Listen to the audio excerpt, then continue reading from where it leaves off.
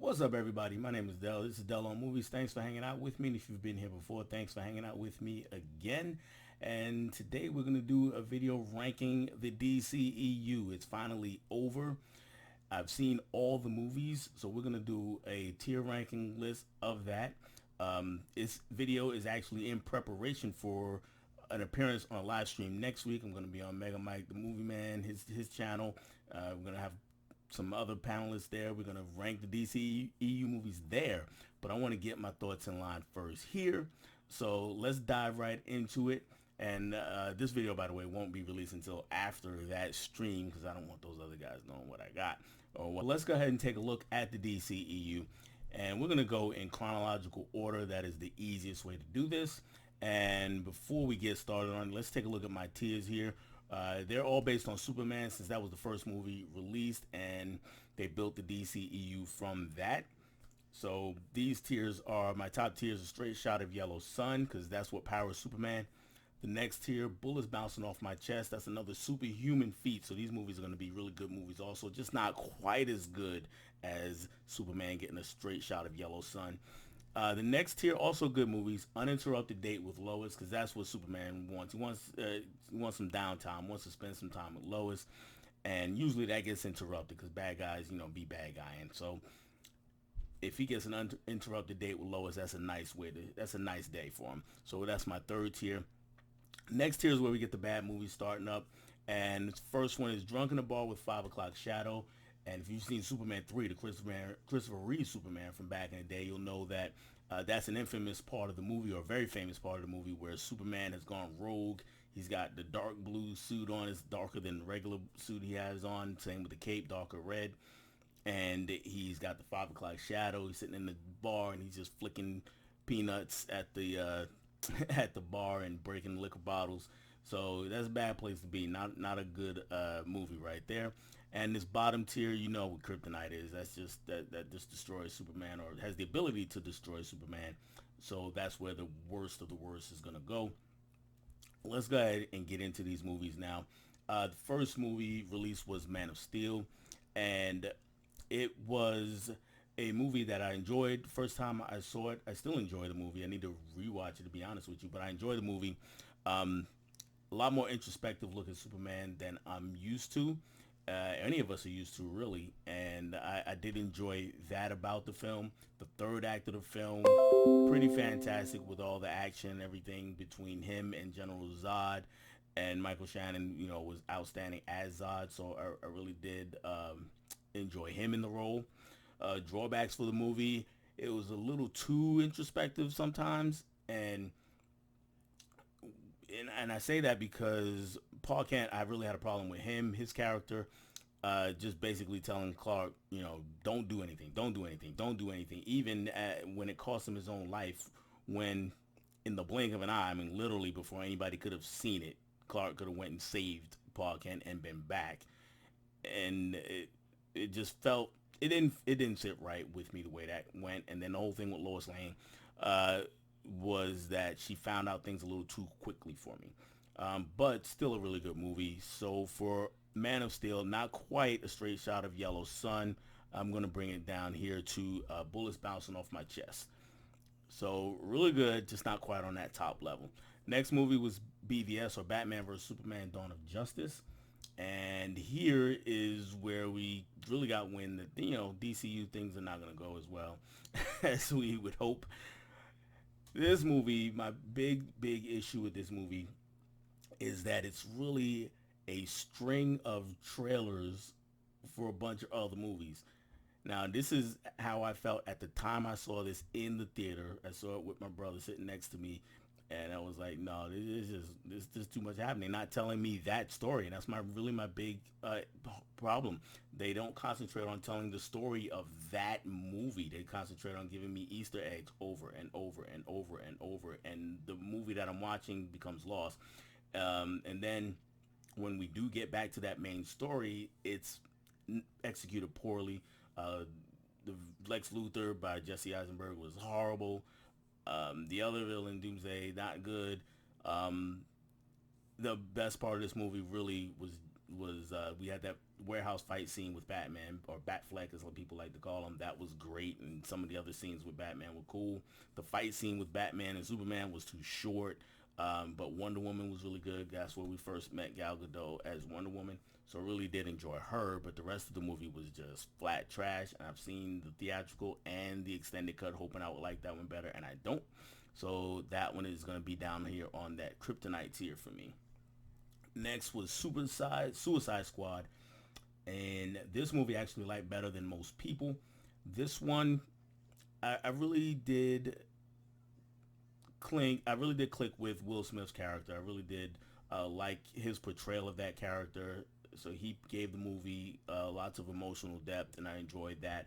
So he kept me in the movie for a long time. And the other thing that kept me in the movie was Margot Robbie's performance as Harley Quinn. This was her first time in the role. She was amazing. The rest of the movie, kind of iffy. Had some pretty good action scenes, but the story didn't work as well. But I still enjoyed the movie overall. So I'm going to get that on this nice tier here. Uninterrupted Date with Lois. After that was Wonder Woman. Now, Wonder Woman was the first time that character got a full-length feature, and I thought it was extremely well done for 2.5 acts. So this is the first 2 acts, the first 2.5 acts, amazing. Gal Gadot was great as Wonder Woman. All the fish out of water stuff worked. The romance with Steve Rogers worked. All the stuff on Themyscira worked. All that was great, and really enjoyed all of that. The problem was that last battle scene that that really protracted scene that just took forever, and it was just a light show, and it was kind of a boring scene. It was just lights flying everywhere, and then they stopped to talk and say goofy dialogue, even goofier than what we would expect in a comic book movie. So that part didn't sit well with me. So for Wonder Woman though, the rest of the movie was so good. I mean, the her coming out of the trench in that one scene in the middle, that was the best action scene in the movie. That was amazing. So I am going to bring that up to Straight Shot of Yellow Sun for right now. It may come down to Bullets Bouncing Off My Chest, but I'm gonna put that up to Straight Shot of Yellow Sun, and easy to this point in the DCEU, almost an MCU, that it was the best at this point. Next movie was Justice League, and this one was the one that Zack Snyder started, and he had some family issues, had to step away. Joss Whedon stepped in and basically made almost two opposite movies, and then Frankenstein them together, and it didn't work. That that combination just didn't gel. The characters were all lesser versions of themselves, especially Batman and Superman and Wonder Woman, who we had already seen in the DCEU. And the tone was just all over the place. There were some good scenes, some good action scenes, but other than that, it was just it was a mess of a movie. So that's one is going to come down here to Kryptonite. Aquaman was next at bat, and this movie I really enjoyed. So the CGI here is really kind of the star. It wasn't perfect, but the underwater scenes I thought looked really good, and the action scenes were really good, and we had a lot of Shakespearean storytelling, Shakespearean style storytelling with the two brothers having their conflict, and of course we got Manta in there also with his dad being killed. And I thought Manta was really my favorite part of that movie. I thought everything worked well. The love story was even pretty good. It was a little long in the tooth. There were some spots that dragged, but still a really good movie. So I did enjoy that one. And Jason Momoa, perfect in the role. Better than he was even in Justice League, because he got to expand on it and show some range of emotion. So I did like that. And I'm gonna go Aquaman here right now. I'm gonna go Straight Shot of Yellow Sun, but that one might come down to Bullets Bouncing Off My Chest. You know what? I'm gonna go ahead and bring it down. Bullets Bouncing Off My Chest for Aquaman. Just a little bit below Wonder Woman. Next movie was Shazam. And Shazam is the first movie in the DCU where the comedy felt organic all the way through. Aquaman had a lot of quips, a lot of one-liners and that kind of thing, and that was cool. But sometimes it was kind of forced, and he was almost winking at the camera a lot of the times. But with Shazam, I thought it fit all the way through the movie. Zach Levi was perfect as Shazam, and the story of the boy, uh, one being going from being bullied to being a superhero and getting his powers and learning how to do things and all the things that little boys will probably do if they got those powers. So I enjoyed all of that, and I'm gonna go for Shazam again. Bullets bouncing off my chest, and I'm gonna say ahead of Man of Steel, just behind Aquaman. Uh, Next movie, Birds of Prey. This is one I really enjoy a lot more than a lot of people. Margot Robbie as Harley Quinn again just tore it up. She's just fantastic. The whole cast I thought was really good. The story of Harley Quinn, and her trying to break away from the Joker, and then all the other characters, coming into their own. I enjoyed each of that. It got to be a little crowded and a little jumbled at times, and all of the characters didn't quite work. But I thought overall they did a really good job with this, and the action scenes were just really fun, especially of course the jailbreak scene. Um, people might be stunned at this. I'm going top tier, straight shot of Yellow Sun for Birds of Prey. I really like that movie. We got Wonder Woman 84 after that. And this movie was definitely a come down after the first Wonder Woman and after Birds of Prey for me. The story here was just all over the place. It was a mess. It was set in 1984 after the first movie being set World War One, but it didn't need to be. We other than the one scene, where he's changing clothes, and then another scene at the mall. They could have done anything with the rest of the movie. It didn't have to be set in 1984, so they wasted that. And then the next thing is that the villain didn't work. I really didn't like Star, and I didn't like the other story that they had uh, for um for the other villain. I'm losing his name right now, but that's okay. His motivations didn't quite make sense to me when it was all said and done.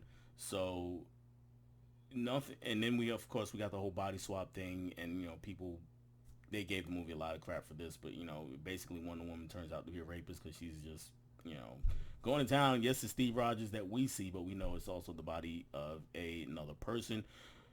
So Wonder Woman 84 comes down and below Justice League because it didn't have as many redeeming qualities. I didn't really like the action scenes much either in this movie, but ahead of BVS because it at least told its own story. All right, next was Zack Snyder's Justice League. This movie, quick note on how it just came to be, is really unique. It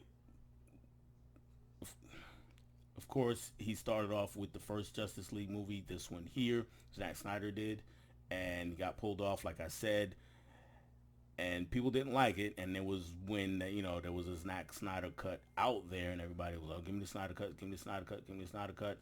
And this movie that we got, 4 hours long, is not necessarily the Snyder cut. It's a whole new movie, guys. I mean, semantics aside, what he gave us though was a whole lot better than the first Justice League movie. The tone is a lot more consistent. The the action's pretty good. My the characters are much better, more fleshed out, and of course it is. It's 4 hours long. The one character that really stood out for me as night and day difference from the first movie was Cyborg. A lot of things he had cut out of the first movie that character did, and were put back and then even added to. And I thought that was fantastic. All of that. He gave the movie lots of emotional depth and made us really root for that character. So when we get the payoff at the end with that character, it's a big thing. The major drawback, though, is the length. 4 hours. We could have chopped it down to 3. And again, we still get some Easter eggs going on here. So same thing. We could have chopped out all of those because we knew none of those movies were going to happen. And then, especially the ones at the end, like we got the Joker at the very end of the movie, we didn't need it. But Zack Snyder's Justice League, overall, phenomenal. I'm going to go up to the top tier. I'm going to go ahead of Wonder Woman right now and give it a new number one to this point. So let's keep going, and we'll go with The Suicide Squad. And first thing, of course, as I always got to say this whenever we get into these situations, this is a dumb title, guys. The Suicide Squad and Suicide Squad, there's not enough differentiation there to, for it to really matter. People are gonna go, which movie you watch? Suicide Squad. What movie you watch? Suicide Squad, and you're not gonna know which one. Needed another title. It's like Suicide Squad, a new mission, or something like that. But anyway, this one was a whole lot better. This, like Shazam, the comedy felt organic all the way through the movie, and the tone was consistent all the way through the movie, and the visually it was really fun. And Polka Dot Man, that was outstanding. His character really grounded the movie for me. So The Suicide Squad, it goes all the way to top tier, and right now it claims the top spot. Let's see if any of the remainders can do that.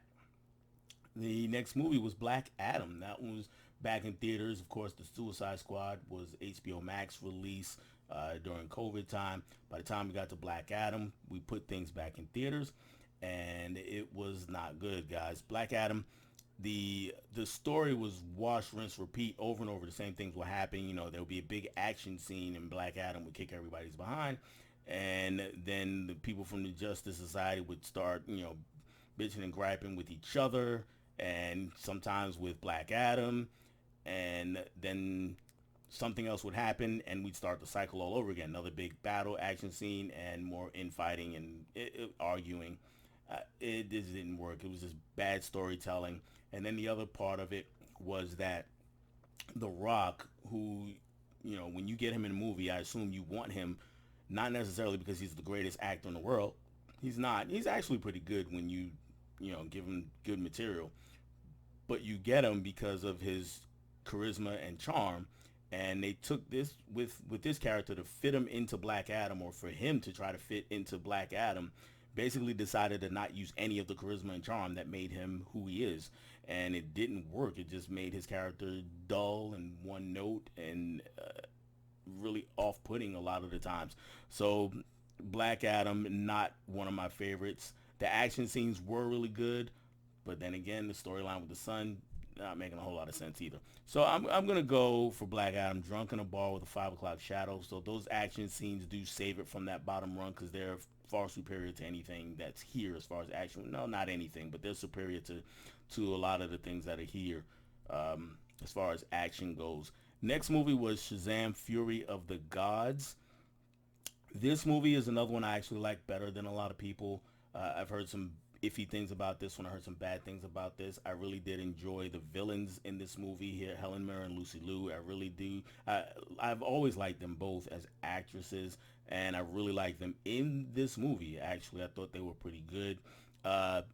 Action was pretty good. Storyline was nice. What I didn't like though, storyline. Okay, not storyline's nice. The storyline had some issues. There was the family dynamic thing was cool, but making our main character Shazam, regress back to what he was early in the first movie didn't didn't work out for me real well. But overall, I enjoyed it. So Shazam: Fury of the Gods.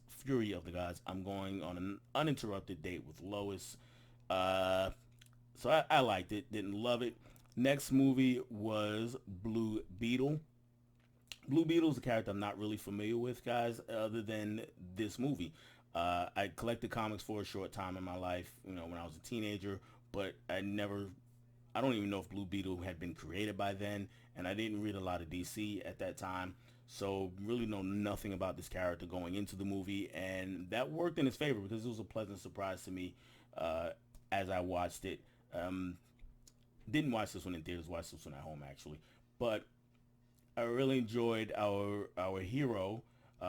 His story was very cool, reminiscent of Peter Parker a lot, and it's not, beat around the bush there. Really reminiscent of Peter Parker, the way they handled everything about this character, but it works. And the action scenes were fun, and the whole movie was fun. Stakes were low. It was just a nice time watching it. So this is going to be another uninterrupted date with Lois, and I'm going to actually go this one ahead of Suicide Squad, as well as Fury of the Gods ahead of Suicide Squad. So we're going to have it like that. The next movie was Flash, and Flash was a mess, guys. So what they did was they took Flashpoint Paradox, which the animated movie is what I'm more familiar with, but of course it was a story in the comics. Um, but the animated movie is fantastic, and it's 85 minutes, something like that long. They took this movie, they stretched it out. It's now over 2.5 movies, so they added a whole lot of filler, and of course they changed things around, so it's not exactly the same, but it took inspiration from that, and most of what they added in was garbage, guys. I mean, it just didn't work. The story just kind of meanders along, and it doesn't really know what it wants to do, and it just takes so long to get there.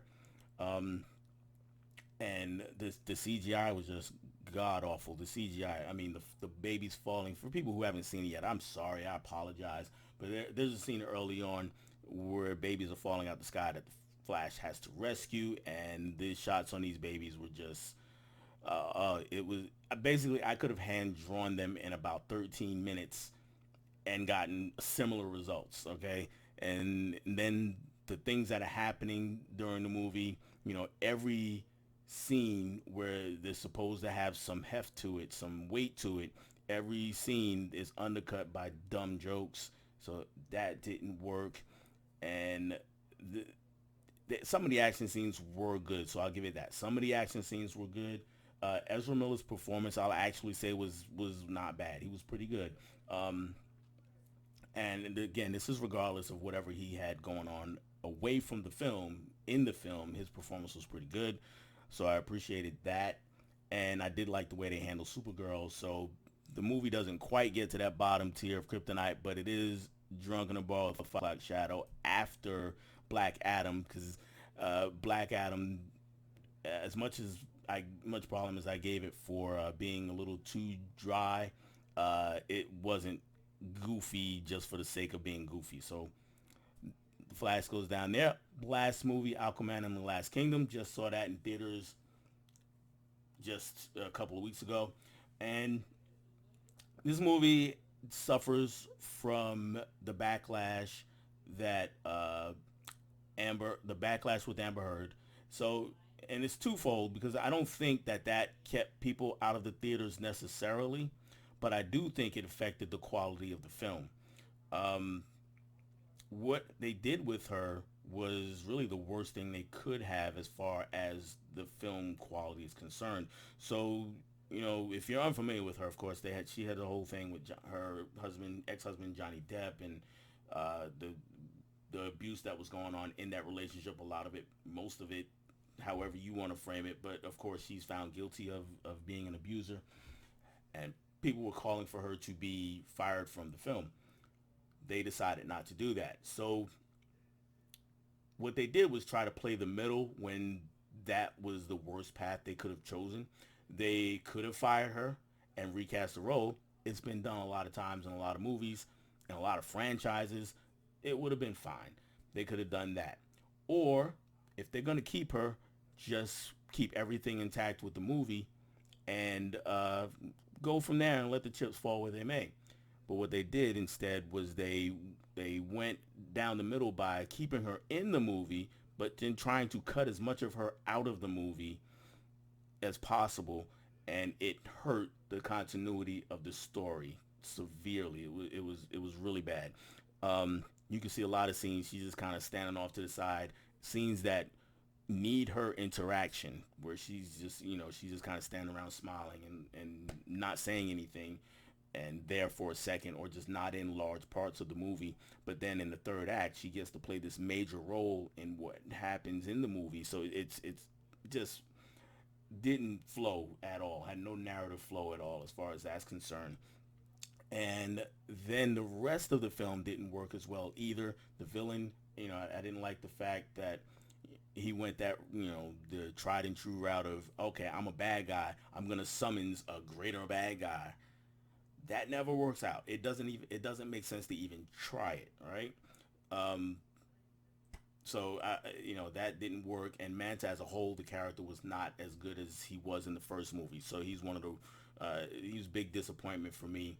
And the part that did work was the brother storyline. That worked pretty good.